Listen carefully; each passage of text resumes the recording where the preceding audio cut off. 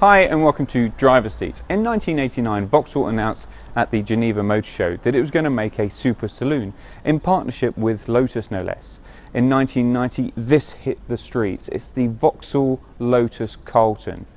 So is it now a collection of antiques or is it a classic? Well, let's find out. So out of that planned 1100 production run, it stopped 150 short. That was mainly because the yuppie boom gave way to the early 90s recession, but 440 of those 1100 found their way into UK ownership, and this is number 820. It would have cost about £38,000 when new.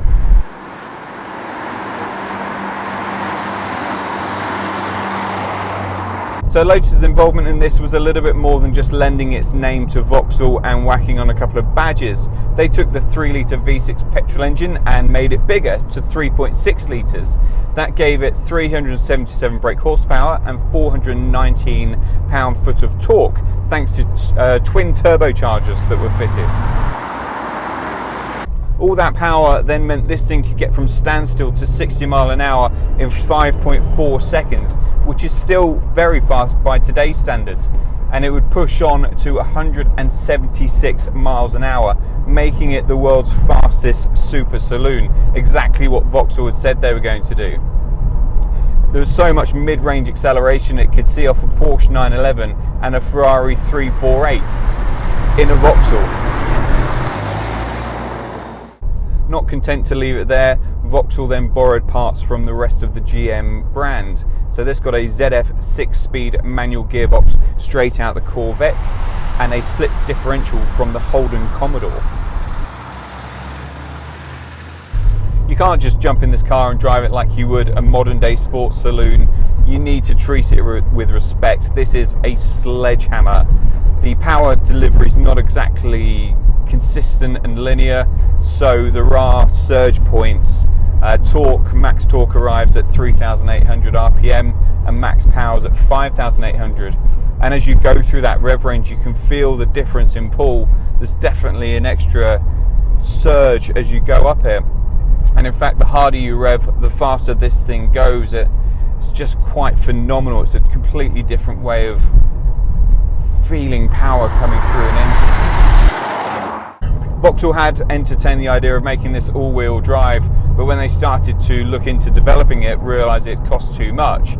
So it's purely rear-wheel drive, and I think those thicker tyres are now starting to make more sense at the back.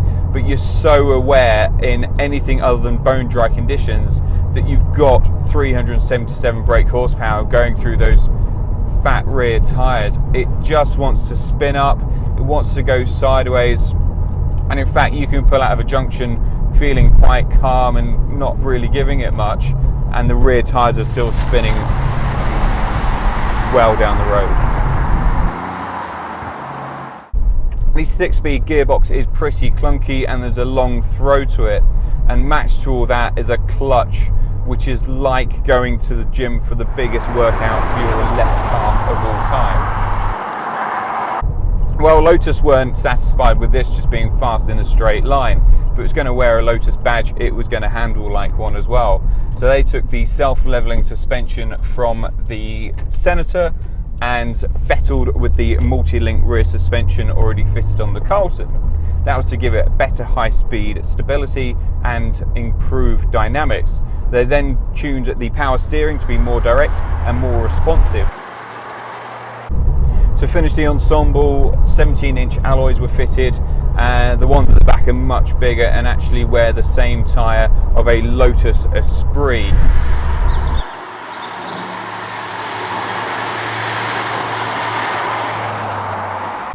Well, that all sounds pretty good, but 20 years on, how does this thing still handle? Well, first impressions are it's much more supple than you'd expect. It's quite refined inside, it's reasonably quiet, yet there are a few rattles that you can put down to age. Really, it's impressively comfortable. The steering feels pretty heavy. It was meant to get lighter at low speeds, but by today's standards, that's certainly not evident, and it can be quite tiresome.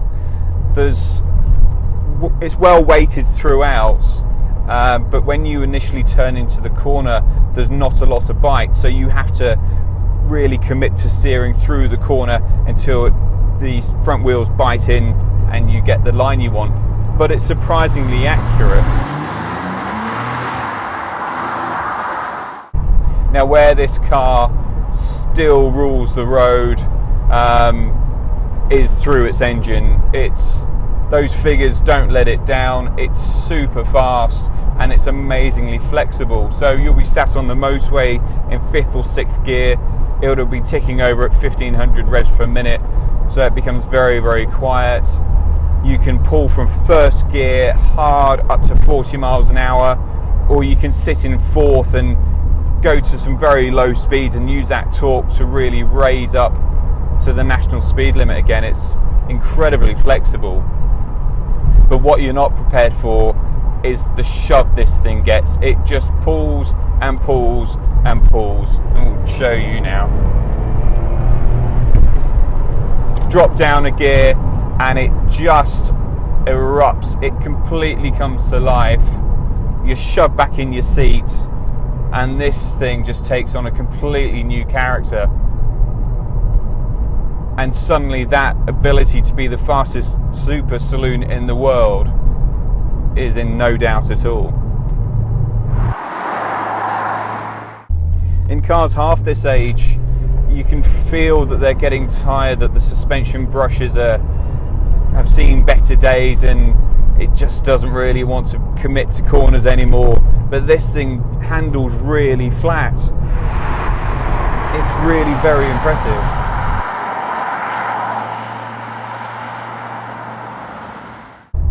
As you might expect, inside has dated a little. You've got these rocker switches that control most of the functions in here, so hazard warning lights, rear intensity, screen, demisters, and then you've got the slider bars for the ventilation system, a grunded cassette player, which is brilliant, and a multi-changer in the boot. Dials are all very simple, and I'm pretty sure there's no airbag. In fact, there's no airbag. But there's lots of room. I'm very comfortable. These seats are really supportive, and amazingly, over 20 years on, the design of sports seats haven't really changed. So I've got bolster support and support around my legs, which is very impressive. In the back, there's lots of head and knee room, and the boot is huge. And we keep telling ourselves that cars are getting bigger, but you try reversing this with no parking sensors, and it's an eye-opener. A few of the creature comforts that you'd expect from modern day motoring are missing. I've got no sat-nav, and probably more importantly to how life's changed, there's no cup holders and there's no USB charging point, which is a given, but still takes a little bit of getting used to. Other than those 17-inch alloy wheels on the outside, there's a much more aggressive big bumper. You've got the snowshoe vents in the bonnet, which the coolest moment I've had today is when I saw the heat rising out of them. The seals have been extended and there's wheel arch extensions as well. Get to the back, there's a beefy bumper and a huge spoiler. Add to that the Lotus badges on the boot and side, and the look of this thing is complete. Vauxhall played a little trick on us when they launched this car. You look at every Lotus Carlton that comes in the same colour, you'd say it's black. Well, it's not, it's imperial green, and you can only tell that when it's in direct sunlight. You see that green tint come through. Why they do that, I don't know, but it's pretty cool.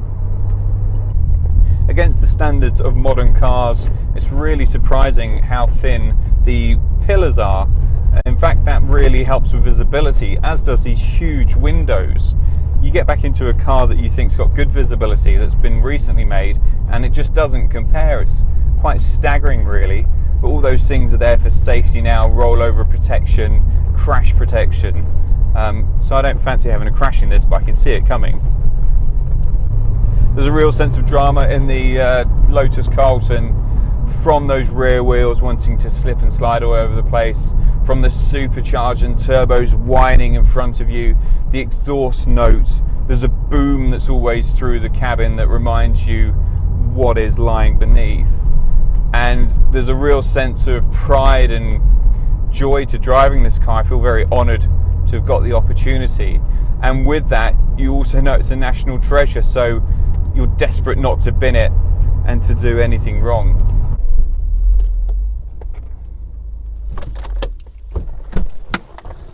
So what of the Lotus Carlton? Well, it's super quick, even by today's standards. It's comfortable, it handles well, steering's not amazing on times, and it's certainly not as dynamic as many a modern car. But like this historic building behind me, it's going to take a lot to shift this out of legend.